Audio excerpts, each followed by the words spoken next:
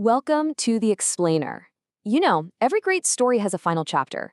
Every sequence of events, no matter how incredibly long or dramatic, eventually reaches its absolute last act. And in the story of human civilization on this earth, according to Islamic eschatology, that last act has a very specific name. It's called the Fire of Aden. Today, we're going to dive deep into how the story of humanity has an inevitable, deeply structured final act, driven by a divine, shepherding fire. We're looking at a prophecy that doesn't just casually signal the end of the world, but actively drives humanity right toward it. It is a completely fascinating look at how ancient texts map out the ultimate conclusion of our earthly journey. So let's jump right into the primary source that starts it all. Narrated in Sahih Muslim over 1,400 years ago, this tradition gives us the entire framework for the 10 major signs of the hour. But I want you to pay close attention to the phrasing. The text says, "and at the end of that." The original Arabic here signals absolute sequence and finality. This fire doesn't happen at the beginning, it doesn't happen in the middle of these catastrophic events. It is the absolute grand finale. It's literally the closing movement of a divine symphony, definitively proving that this fire is the very last earthly event before the Day of Judgment actually begins.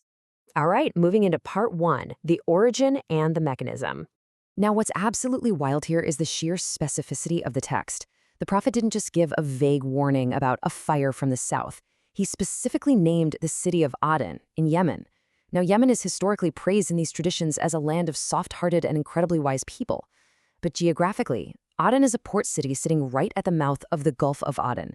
And here's the really incredible part. Its harbor is literally built inside the collapsed crater of an ancient volcano.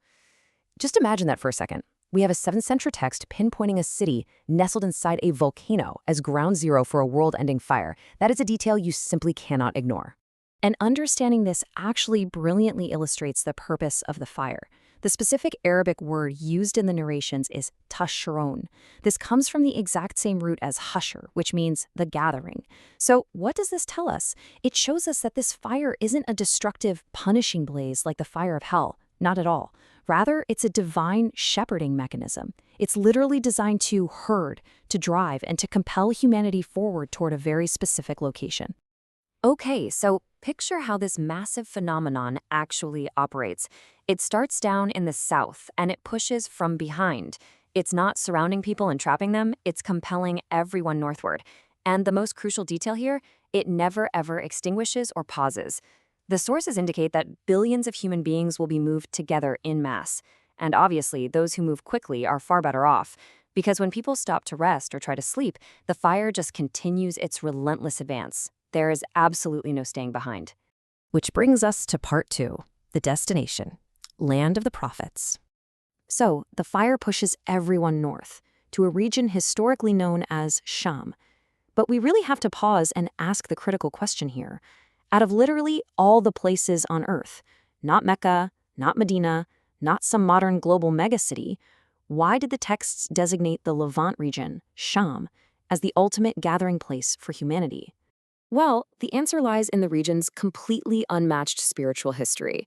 Sham, which covers modern-day Syria, Palestine, Jordan, and Lebanon, has always been the most prophetically significant and sacred land in the Islamic tradition. It's the land of the patriarchs, Ibrahim, Ishaq, and Yaqub. It's where Jesus or Isa was born, where he ascended, and, crucially, where the prophecy states he is going to descend again. It's the home of the first Qibla, Masjid al-Aqsa, and the exact location where the false Messiah, the Dajjal, will finally be defeated. It is, without a doubt, the historical epicenter of prophecy. And when you place these two locations side by side, you start to see this beautiful, poetic symmetry to humanity's final earthly journey. On one hand, you have the origin in Yemen, the volcanic south, historically praised as the land of the soft-hearted. And on the other, you have the destination in Sham, the northern gathering place, the ancient land of the prophets. The entire earthly journey of humanity is perfectly framed by beginning in one beautifully blessed land and ending in another. Let's shift gears a bit for part 3, geology meets prophecy. Because Aden is not just a random pin on a map. Look at these rapid-fire geological facts. Aden sits exactly at the junction of the East African Red Sea rifts. It's right next door to the FR Triangle, which is actually one of only 2 places on the entire planet where a tectonic triple junction is visible above sea level. On top of that, the Gulf of Aden itself is an actively spreading ocean basin. The seafloor there is literally pulling apart right now. It is one of the most tectonically active prime junctions on Earth. Because of this incredibly intense tectonic activity, scientists assess that massive volcanic eruptions and huge shifts from the Aden region are pretty much a geological inevitability. Now, while the religious texts maintain that the Creator is never constrained by natural mechanisms, the sheer geological priming of the exact region the prophet named 14 centuries ago, well, it's something a thinking person simply cannot overlook. It's this breathtaking moment where ancient prophecy perfectly aligns with modern science. All right, let's zoom out to part 4, the grand sequence. Here we have the complete, breathtaking lineup of the 10 major signs. It starts with massive, world-altering trials, like the smoke in the false messiah, the Dajjal. Then it moves through profound spiritual markers, like the sun rising from the west, which essentially closes the door of repentance, and the emergence of the beast. We see the descent of Isa, the sheer chaos of Ya'juj and Ma'juj, and 3 catastrophic sinkings of the earth. And then finally, number 10. The Fire of Aden. By the time this fire actually arrives, humanity has been tested, sorted, marked, and physically displaced. The fire is that monumental final puzzle piece, the usher closing the curtain on the world as we know it. So, what happens next? Part 5. The day begins. The sources tell us that once the fire does its job and everyone is gathered, a divine trumpet will blow. That first blow is the blow of death, where all remaining life completely perishes. Then, after an unknown period of time, the second blow sounds, the blow of resurrection. Every single soul that ever lived is raised and assembled on the vast plain of Mahashar.